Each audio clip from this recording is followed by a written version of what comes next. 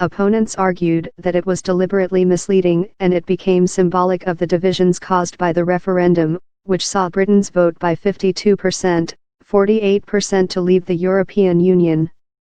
District Judge Margot Coleman ruled that Johnson, a former British Foreign Secretary and ex-mayor of London, must answer a private summons alleging he had committed 3 offences of misconduct in a public office.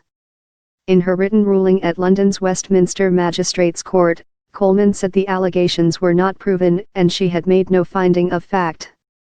Having considered all the relevant factors, I am satisfied that this is a proper case to issue the summons as requested for the 3 offences as drafted, Coleman said. This means the proposed defendant will be required to attend this court for a preliminary hearing, and the case will then be sent to the Crown Court for trial. Political stunt?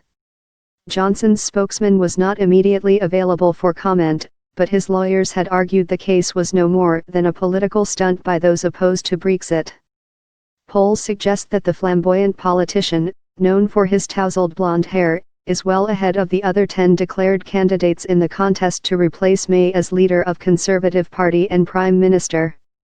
He was one of the leading supporters of Brexit during the 2016 vote and quit the government over May's EU divorce deal, which Parliament rejected 3 times, leading her to announce she would step down as party leader on June 7. According to the summons, a crowd-funded private prosecution brought by a group called Brexit Justice, Johnson deliberately made false comments about the cost of Britain's EU membership before the referendum and the 2017 national election. In submissions to the court, Johnson's lawyers said the case was brought for purely political purposes. Brexit Justice Limited is the product of a campaign to undermine the result of the Brexit referendum, and or to prevent its consequences, his lawyer argued. Its true purpose is not that it should succeed, but that it should be made at all.